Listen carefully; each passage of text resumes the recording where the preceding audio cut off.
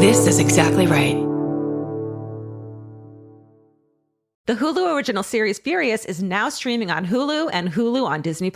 Starring Emmy Rossum as Alice Black, Furious follows a rookie FBI agent on the hunt for Catherine, played by Lola Pettigrew, a mysterious and calculating female serial killer. While Alice upholds justice, Catherine kills for it, terrorizing the rich and powerful men of New York in her pursuit of vengeance. With secrets that change everything, Alice discovers there's a thin line between hunter and prey. Watch the Hulu original series Furious. Now streaming on Hulu and Hulu on Disney Plus for bundle subscribers. Terms apply. Goodbye. I'm Nancy Glass, host of the Burden of Guilt Season 3 podcast. This is a story about a horrendous situation that destroyed 2 families. It's a scorched earth war that shows just how far someone will go to get what they want. Cindy said I had to choose between the truth and my family, and I had to choose the truth.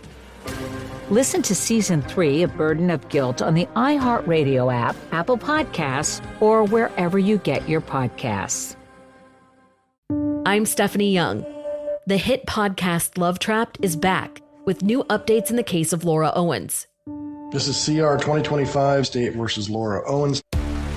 I think she really believes that she still has an out. I'm quite confident that they're up to something. We're following the case live as the criminal charges finally come to a conclusion. Trust us when we tell you, as the victims of Laura Owens, she will not stop. Listen to Love Trapped on the iHeartRadio app, Apple Podcasts, or wherever you get your podcasts.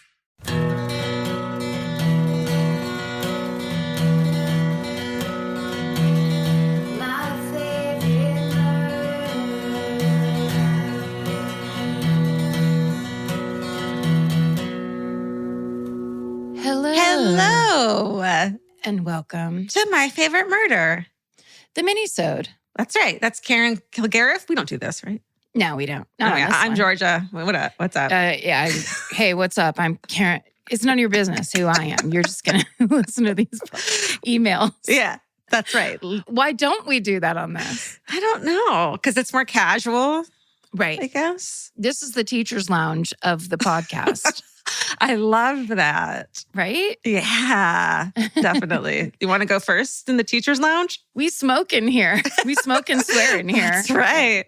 I'm really starting to enjoy how much like the feedback emails that we're getting after we tell a story. When Totally. people are like, hey, that was my dad or whatever. Yeah. And so this is one of those. The subject line is terrifying amnesia story.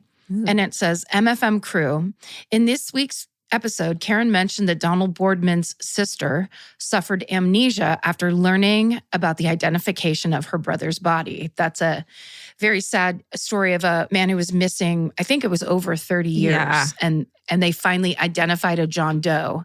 And when his sister got the news, she immediately had amnesia, if you Yes. haven't heard. So immediately I thought, they need to know my story. Yes. So Donald's sister, I suspect, experienced a case of a very rare type of amnesia called transient global amnesia.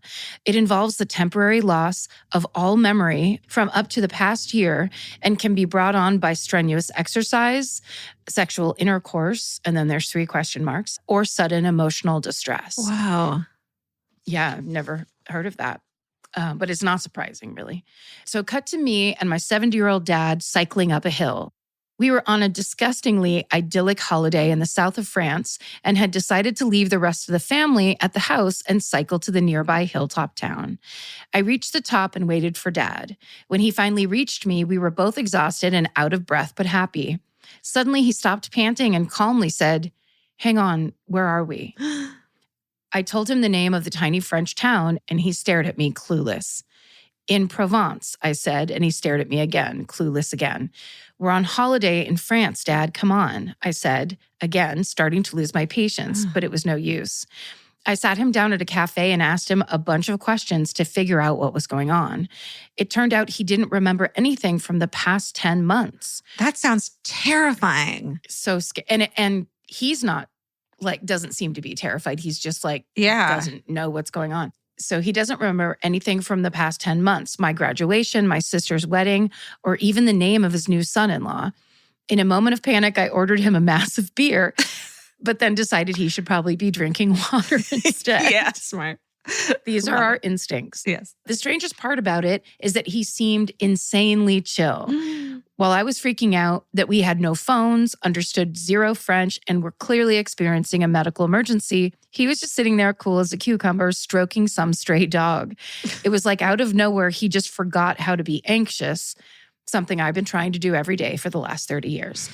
With the help of some locals, we got him to the nearest hospital, and his memory slowly returned over the next 24 hours with no lasting issues. But to this day, it's the scariest experience of my life. The French doctor says it's a built-in defense mechanism to save the brain when experiencing emotional or physical trauma. He had seen it happen once before to a lady who had caught her husband cheating and suddenly had no idea where she was or who the guy was in front of her. Anyway, stay sexy and don't give alcohol to people experiencing brain malfunctions. Richard. And then listen to this PS. Okay. You're going to like this. P.S. My husband Peter directed episode 3 of The Last of Us, the gay Nick Offerman one. We're both day one listeners, and to hear Karen praising his work has been a real defining moment in his career. Thank you for the love. Oh my God. But we thought we liked you first. Yeah. And you were saying you liked us first. What? I don't get it. Wow. Exciting, right? That's crazy. That's great. Yay. Thank you, Richard. I'm so honored. Okay. This is called Titanic Family Ghostish Story. Mm-hmm. Hello, MFM family, pets, Stephen et al. You asked, and boy, do I have a Titanic/family/ghost story for you. I am named after my family members, John, Marion, and Jack Thayer, who sailed on the Titanic in 1912. My parents considered making Thayer my first name, and I often asked them if they were crazy when they decided to go with Hannah instead. I mean, it really is a cool name. Now, I know you and all of the MFM listeners know the story of the Titanic, so for the purposes of my story, all you need to know is that Jack and John were separated from Marion when the boat started sinking. Ooh. As a woman, Marion made it to the lifeboat, but the men, like all the others aboard, surrendered themselves to the inevitable fate that they would be going down with the ship. Ooh. So scary. However, at the very last second, knowing he was in good shape and that he had nothing to lose, Jack jumped off the side of the vessel. In his autobiography, which has been touted as the most accurate recount of the sinking of the Titanic. Ooh, hello. And I don't have the name of it. Jack describes how he was suctioned under the icy waves and swam for his life until he was pulled atop of an overturned lifeboat. Ooh. Later, Jack and Marion were reunited, but tragically, they never saw John again. Now, here is where the ghost, I think we can call it that, story comes into play. My 4th grade class took a field trip to a pop-up Titanic exhibition at the Smithsonian. Part of the experience was that every guest received a mock boarding pass that had a name, bio, and survival status of one of the members of the ship. No. Close. Hold on. Okay. To my utter shock, whose boarding pass did I receive? Marion Thayer. That's what I thought. That's you did? Insane. Isn't that fucking crazy? It's insane. Nearly 20 years later, and I still don't know what to make of this insane happenstance. Is it a true ghost story? Maybe not. But more than anything, it stands as a reminder that family will find a way to say ahoy, even from beyond. Oh. I hope to one day pass the first name Thayer to one of my children, and will continue to tell this story to all who will listen. Thank you both for all you do and for sharing Titanic stories on your episodes. They bring me immense joy when I hear them and make me feel further connected to my family. Stay sexy and don't freak out when your great-great-aunt contacts you from beyond. Hannah Thayer, she, her. Wow, Hannah, that's like your glitch in the Matrix. That's totally a glitch. Yeah. That's it. I mean, she just hit on several requested stories. And that one is like, what are the odds? I guess it's 1 in 5,000 or however many people were on that ship. Yeah. Wild. Insane. Wild. So cool. I'm Nancy Glass, host of the Burden of Guilt Season 3 podcast. This is a story about a horrendous situation that destroyed 2 families. It started more than 7 years ago when Cindy and Kenny were 2 40-somethings who had just gotten engaged. Days later, they walked into a scorched earth war they never saw coming. Turn around and place your hands behind your back. The cops came into my house and threw me in jail. And to Cindy's surprise, her fiancé Kenny was charged with abusing one of her children. I never once doubted Kenny, and I always doubted the accusation. On Season 3 of Burden of Guilt, you'll hear a story about the lengths someone will go to in order to get what they want. This case has got to be one of the most despicable. Listen to Season 3 of Burden of Guilt on the iHeartRadio app, Apple Podcasts, or wherever you get your podcasts. In the middle of the night, Saskia awoke in a haze. Her husband Mike was on his laptop. What was on his screen would change Saskia's life forever. I said, I need you to tell me exactly what you're doing. And immediately, the mask came off. You're supposed to be safe. That's your home. That's your husband. Listen to Betrayal Season 5 on the iHeartRadio app, Apple Podcasts, or wherever you get your podcasts. Joy is essential, and it's also elusive. But now, there's a new and exciting way to start your journey toward a more joyful existence. Joy 101. If you're craving inspiration, support, and useful tools to maximize your joy, tune into these candid, uplifting, and moving on-air chats. Listen to Joy 101 with Hoda Kotb starting June 10th on the iHeartRadio app, Apple Podcasts, or wherever you get your podcasts. The subject line of this is Junkyard Treasure. And it says, hello all. A few episodes ago, or maybe a minisode, I can't remember, y'all talked about junkyards and all the weird things found in them. So I had to write because my dad worked in a scrap metal yard for most of my childhood. And let me tell you, it was spectacular. Yes. I could tell you about all the brass animals that belonged to a Noah's Ark set that he brought home. The many brass band instruments, dangerous stuff like bear traps, and yep, you guessed it, guns. But today's episode is about the dead body in the rail car. I'd gone with my dad to work on a Saturday morning, and we were the first ones there. Dad was always wary of the yard because when the rail cars came to deliver scrap metal, sometimes there were unsavory characters aboard.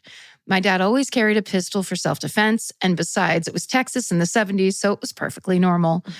On this particular morning, I was instructed to wait in the office so he could make sure all was well. It wasn't. From the office window, I saw my dad go into one of the cars, abruptly come out, puke all over the ground, and then run to the office. Oh my God. He called the police and told them he had a dead guy in the rail car. Apparently, this poor guy had been beaten beyond recognition. The cops were very serious and even took a statement from me at 8 or 9 years old, specifically about what time we got there and what I saw. I figure they were trying to decide if my dad was a suspect. I don't know what ever happened or if the crime was ever solved. After the police left, Dad took me to Dairy Queen for a burger and ice cream because, you know, food therapy. We didn't talk much about what had happened. Anyway, my dad was the best, and I love him very much. Hug your parents. They don't live forever. SSDGM, Tanya. Oh. Can you imagine the site that had to make a grown-up who's probably seen some shit barf? Like, that's a site. And the kind of like the innocence where like you're in the office probably drawing on a piece of paper or something, and you kind of look up waiting for the all clear. Yeah. And it's not. And that's those kind of very real moments that just happen as you grow up where it's like, whoa, this is big. Totally. And no one knows what to do, so you go get a hamburger. That's right. That's right. Ice cream should be involved in any trauma. Yes. Dairy Queen is the first stop. The end of every trauma. Yeah. Okay. This one's called Maybe a New Topic for Minisodes, which we always love. Hey, ladies, I don't think I've ever heard a minisode about jury duty stories. And I feel like that could be fun. Perfect. Yes, great. The year was 2013, and I had just graduated dental hygiene school in Boston. I had moved back in with my parents in the suburbs and had just gotten my first dental job at a terrible dental chain working 50 plus hours a week. One day I came home to a bright orange letter in the mail summoning me in for jury duty. I noticed it had requested my presence in Boston, but I was living in, I hate this word, Worcester. How do you say it? Worcester. Worcester, that's it. Oh, Worcester County. That town name is the ultimate say it like you spell it, like it's ridiculous. A couple Mondays later, I hopped on an early train into Boston and was ushered into the federal courthouse. Now, when I was in college, me and my girlfriends would call ourselves the back row crew because in every class, no matter what the size, we would always sit in the back together. So as I was being ushered into the room, I started heading to my usual seat in the back. The court officer stopped me and pointed to a seat in the front row and told me to sit and start filing out my questionnaire packet as the room slowly filled in behind me. We were told to rise as the judge entered the courtroom. Then we were all seated as an old man in an orange jumpsuit, handcuffs, and a guard on either side of him came in and stood directly across from me. Oh, what did this little old man do? I thought to myself. Then the judge announced, "This is the case of James J. Bulger." Bulger? Oh, Bulger. shit. Why do I know that name? Then it hit me. Whitey fucking Bulger was standing directly across from me. Oh, man. Yeah. If you don't know, he's like the biggest mob dude in like the East Coast, essentially. He's essentially just like a professional murderer. Yeah. Who was on the run for a long time. Yeah. My eyes widened and I scanned the room waiting for someone I could lock eyes with and exchange the what the fuck look. But everyone seemed surprisingly calm for standing in the same room as the guy who was the most infamous crime boss in Boston or maybe even America. The judge told us they would be looking over our questionnaires and to specify if there was anything we had that would be biased to the case. We had to look through multiple witnesses and police officer names, making sure we had no connections. I did write that my uncle was a state trooper/detective at one point in Boston, but his name was not on the list. As I was filling it out, I couldn't tell if I wanted to be a juror or to stay as far away as I could. Mm-hmm. Did he still have connections to people who could hunt me down and threaten my family if I didn't vote not guilty? Probably. Could I make it big and write a book about being front row to this highly anticipated trial? I was torn. I walked right in front of Whitey and handed in my packet when I was done. The judge told us a few things before we left. 1, they would have more potential jurors coming in every day for the rest of the week. 2, we had to call a specific number every night to see if we had been cut or if we were still a potential juror. And 3, we were not to discuss the case with anyone. I called every night that week. And finally, on the last night, I was cut. I was relieved, upset, happy, pissed. I still can't tell how I feel about it to this day. Maybe writing down that my uncle was a state trooper got me cut, or maybe me being a hygienist and his girlfriend being one made me get the chop. Oh. Interesting. Mm-hmm. But after that week, I think I have seen every documentary or /movie and have checked out every book on him using my mom's library card because I thought I could somehow get traced back to him. So you're throwing your mom under the bus. Anyway, stay sexy and always sit in the back row. Chandler, she, her, and then it says, I was born before Friends. She has to say that every time. Yeah. I feel like, and I absolutely could be wrong, the first thing that pops into my mind is that I think Whitey Bulger turned on the other mafia guys. Or am I thinking of Goodfellas? Yeah. I thought he turned, and so that's why he was on the run. If I'm right, I'm just saying, I don't know if Chandler would be at risk. Yeah. Because right. he wouldn't have those same connections. But so jury stories and Whitey Bulger stories is what we need. I'm sure everyone in Boston has one, right? Absolutely. Okay. Or we can actually expand out to mafia stories. Love mafia stories. Karen's favorite topic. I'm Nancy Glass, host of the Burden of Guilt Season 3 podcast. This is a story about a horrendous situation that destroyed 2 families. It started more than 7 years ago when Cindy and Kenny were 2 40-somethings who had just gotten engaged. Days later, they walked into a scorched earth war they never saw coming. Turn around and place your hands behind your back. The cops came into my house and threw me in jail. And to Cindy's surprise, her fiancé Kenny was charged with abusing one of her children. I never once doubted Kenny. And I always doubted the accusation. On Season 3 of Burden of Guilt, you'll hear a story about the lengths someone will go to in order to get what they want. This case has got to be one of the most despicable. Listen to Season 3 of Burden of Guilt on the iHeartRadio app, Apple Podcasts, or wherever you get your podcasts. Joy is essential, and it's also elusive. But now, there's a new and exciting way to start your journey toward a more joyful existence. Joy 101. If you're craving inspiration, support, and useful tools to maximize your joy, Tune into these candid, uplifting, and moving on-air chats. Listen to Joy 101 with Hoda Kotb starting June 10th on the iHeartRadio app, Apple Podcasts, or wherever you get your podcasts. I'm Stephanie Young. The hit podcast Love Trapped is back with new updates in the case of Laura Owens. This is CR 2025, State versus Laura Owens. I think she really believes that she still has an out. I'm quite confident that they're up to something.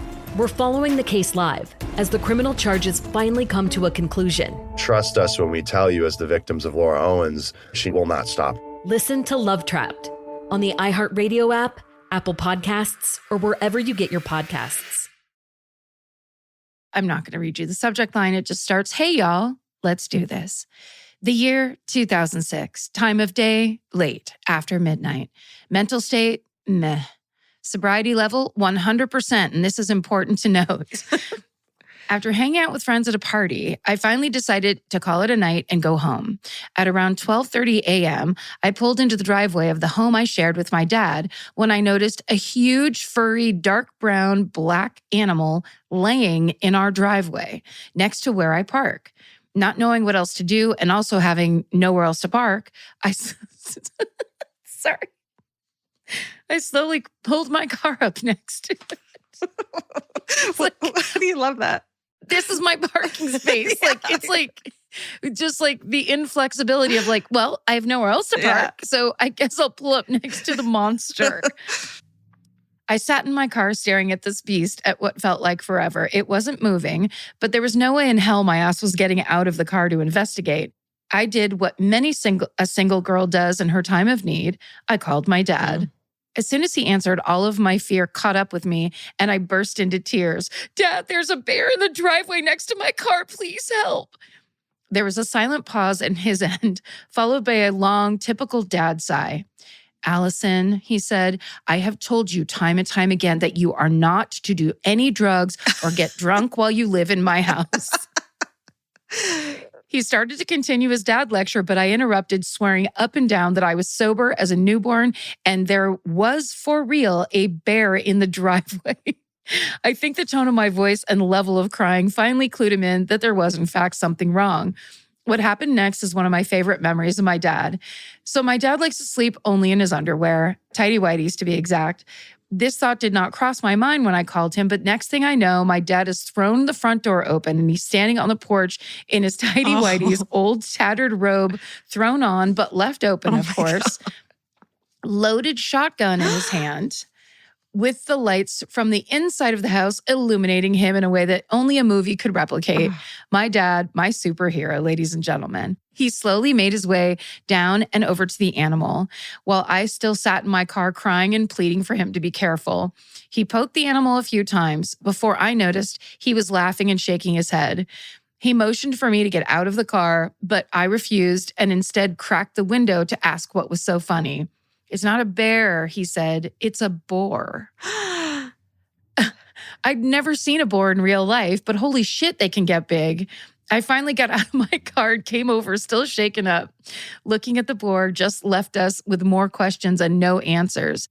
Its back feet had been tied up. So we deduced that someone had killed it elsewhere and then put it in our driveway for some reason. Yeah. We had no idea what to do, so we called the police. They were basically useless, said they couldn't do anything, and that we could call animal control the following morning and they would come pick it up. They did ask us to take pictures of them with the boar, though, so that happened.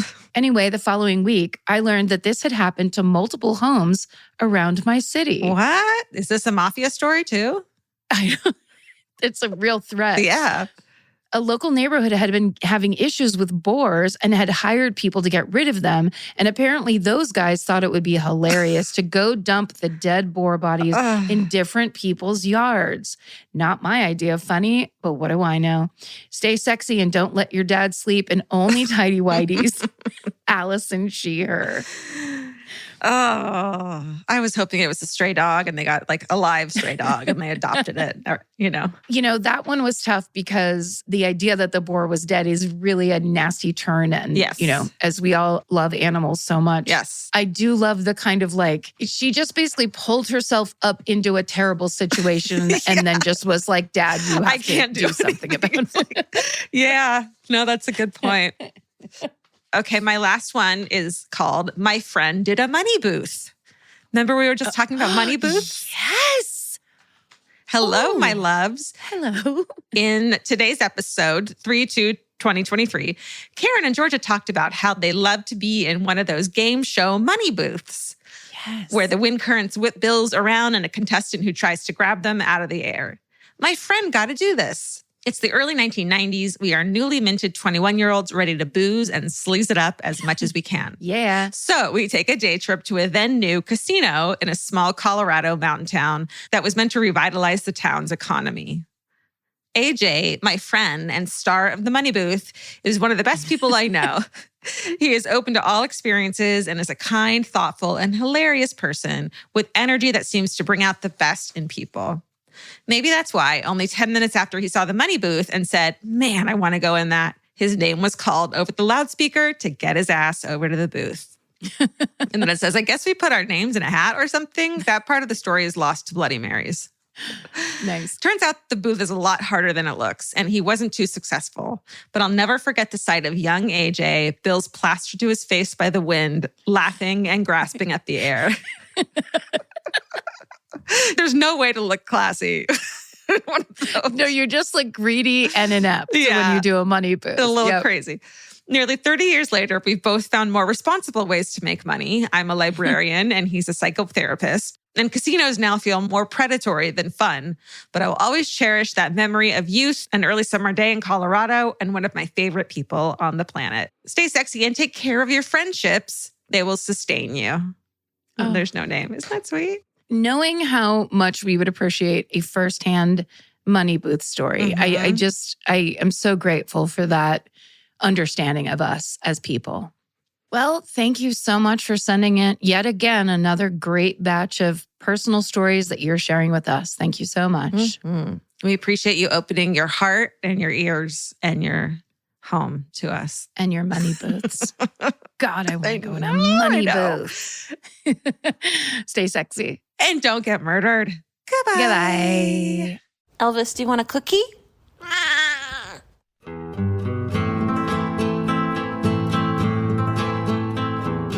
This has been an Exactly Right production. Our senior producer is Hannah Kyle Crichton. Our producer is Alejandra Keck. This episode was engineered and mixed by Stephen Ray Morris. Our researchers are Maren McClashen and Sarah Blair Jenkins. Email your hometowns and fucking hoorays to myfavoritemurder@gmail.com. Follow the show on Instagram and Facebook at myfavoritemurder and Twitter at myfavemurder. Goodbye.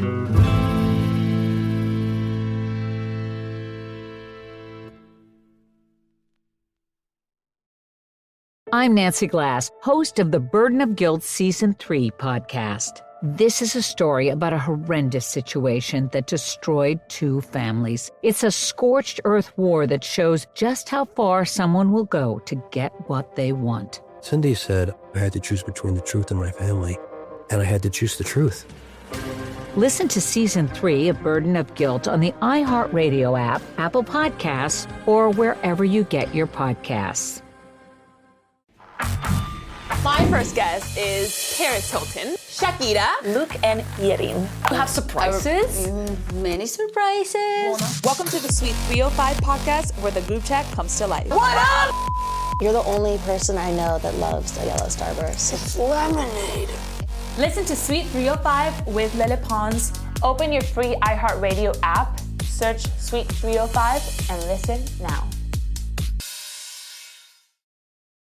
This is Chelsea Handler from Dear Chelsea. Every week, the news gets worse, the world gets crazier, and Yamanika is here to tell whoever's responsible, you're the problem. Do you know I just found out who Sydney Sweeney was? If he got a bunch of women, then I should have a bunch of men.